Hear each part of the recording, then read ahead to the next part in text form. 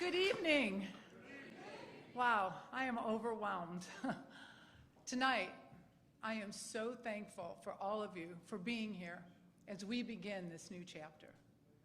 As I look around the room, I'm humbled and I'm proud to see so many familiar faces. People who have been by my side long before I was blessed to serve this great state. I'm extremely grateful for my family, my husband David, my children, Jackson, Joey, Amanda, my son-in-law Simon, my brothers and my sister-in-laws, and my mother Jenny, who without all of her support and encouragement, I wouldn't be who I am today. Many of you know my story, and for those of you who don't, I want you to know that it's because of my mother and my father Emil, who we lost far too young, and my grandparents, who risked everything to immigrate here from Poland, that I understand deep in my bones the power of hard work, the purpose that's found in serving others, and the promise of the American dream. My fellow South Carolinians, today is day one of my campaign for governor of South Carolina.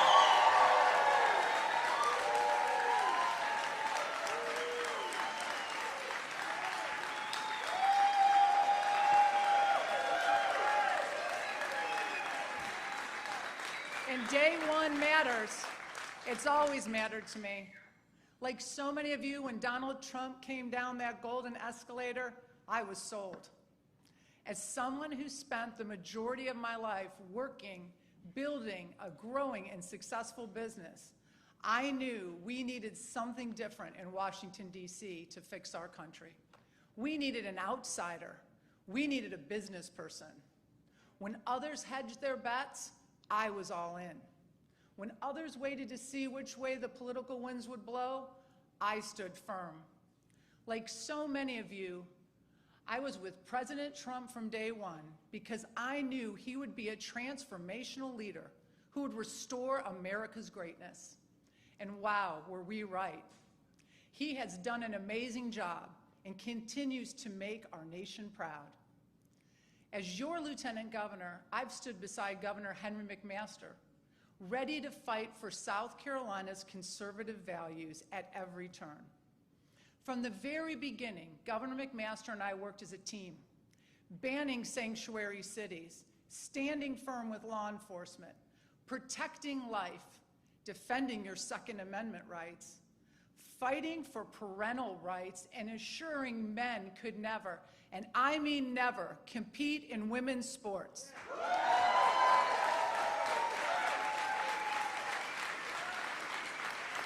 Governor McMaster trusted me from day one to be more than a ceremonial lieutenant governor. He made me his partner in governance. He empowered me to focus on critical issues that impact businesses and families. And today, I stand before you as a mother, a conservative businesswoman, and a fighter who is ready on day one to continue that conservative legacy as your next governor.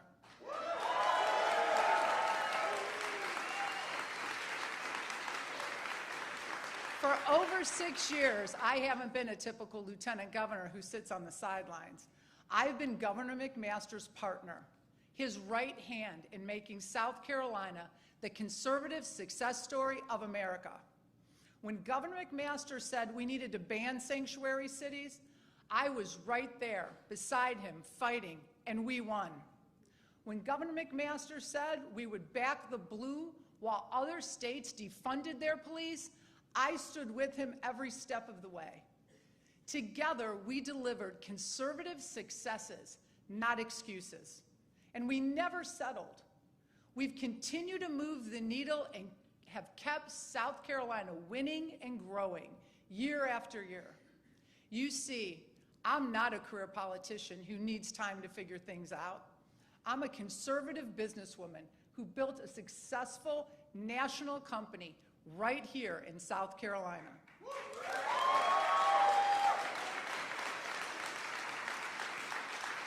I have signed paychecks, I have balanced budgets, I've created good-paying jobs, and I did it all while raising 3 wonderful children with my husband, David, teaching them principled, Christian, not to mention South Carolina values. The kind of values liberal elitists mock us for. The kind of values that are common sense. Like there are 2 genders, only 2, male and female.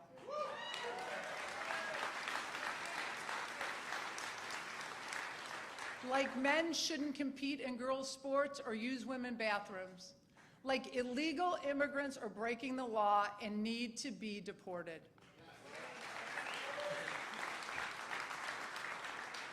Like parents and mothers should always have the power to raise their children according to their beliefs. Like we should always protect and support our law enforcement. Like if you have the opportunity to serve, you should take it. I have led my life according to these values, and I'm proud of the values that we all share. Now let me be crystal clear about something that sets me apart in this race. When President Trump launched his 2024 campaign here in South Carolina, I was one of the only leaders standing beside him. Not after the primaries, not after the polls look good, but from the very beginning. I have fully supported every one of President Trump's campaigns. I said earlier, I've been all in since day one. I've raised millions of dollars. I've traveled the country as a surrogate. I've endorsed him at every opportunity. And I have never wavered in my support for the America First movement, not one single day.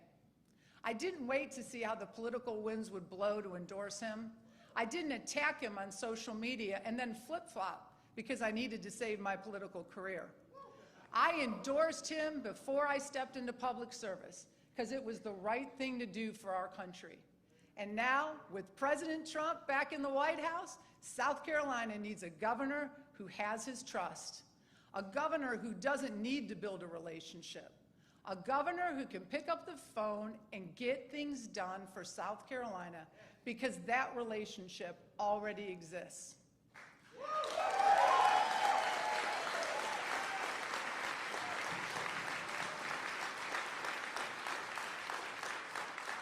So what will my first day as governor look like?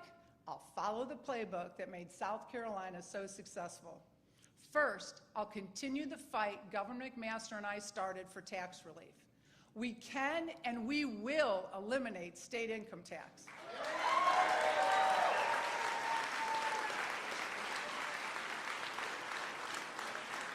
If Florida, Texas, and Tennessee can do it, so can we. We've already led the way with some of the largest tax cuts in our state's history, and now it's time to finish the job. Second, I will create South Carolina's own Department of Government Efficiency. We'll sunset useless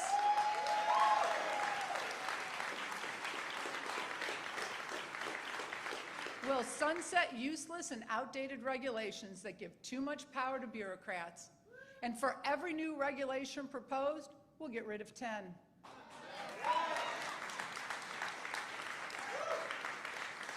We will build on our success and efficiency and take it to the next level by following President Trump's lead to slash waste, fraud, and abuse.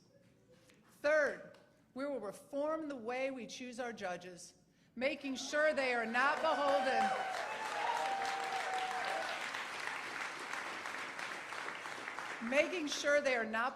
to the people who elect them, and ensuring that South Carolina's judges are accountable to one thing: the law. Fourth, I will ensure cooperation with President Trump's immigration enforcement and make sure that not 1 square inch of South Carolina becomes a sanctuary for illegals. We must continue to empower our South Carolina law enforcement to keep dangerous illegals off of our street and away from our children.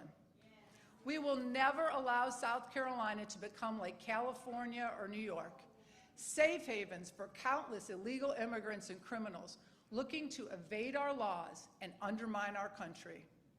Fifth, we will continue pushing for full universal school choice, because every parent in South Carolina must have the freedom to decide what's best for their children.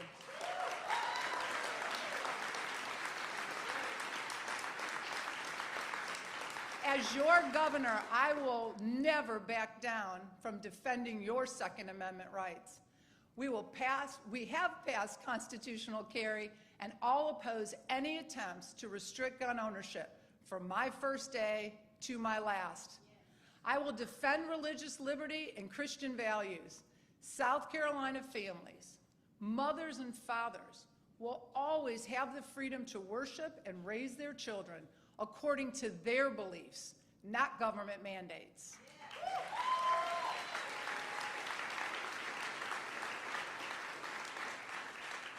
I will follow President Trump's lead and appoint proven, like-minded conservatives at every level of our state government, boards and commissions. And I will stand up to the woke corporations and radical left trying to transform our state. They'll learn quickly there's a new sheriff in town, and she's ready to fight.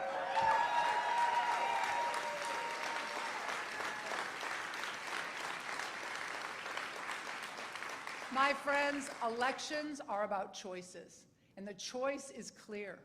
You can choose someone who's been with Trump from the beginning when it wasn't the easy thing to do.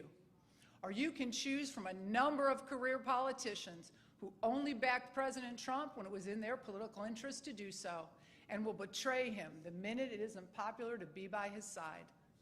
You can choose someone who has stood with Governor Henry McMaster since the beginning and helped deliver one of the greatest legacies of conservative government in America. Or you can choose from a menu of career politicians who say pretty things and can't and will never get it delivered.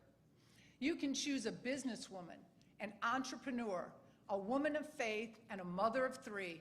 Or you can choose another career politician who has no idea what it takes to run a successful business, let alone growing state.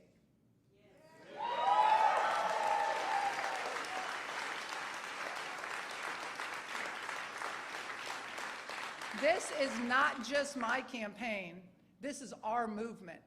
A movement that started when we decided South Carolina would lead and not follow. A movement that became stronger when President Trump returned to the White House.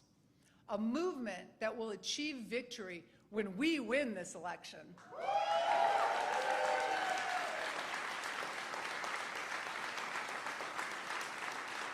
The radical left wants to turn South Carolina into California, and we'll stop them. The establishment wants to slow our momentum.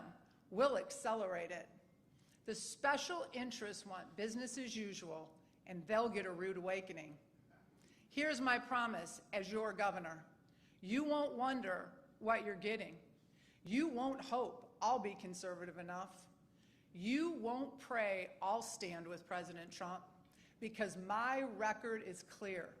I've been with you from the beginning, I've been with President Trump from the start, and I've been fighting for conservative values every single day, as a mother, as a businesswoman, and as your lieutenant governor. With President Trump in the White House and a proven conservative in the governor's mansion, there's no limit to what South Carolina can achieve.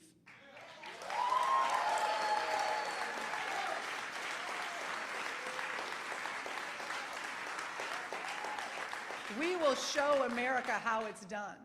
We will be the example other states want to follow. We will prove that experience, courage, and conservative principles will deliver real results. So join me. Join this movement.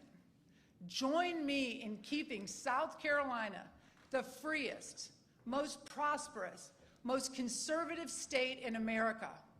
Join me in showing the world that the Palmetto State doesn't wait for tomorrow. We lead today.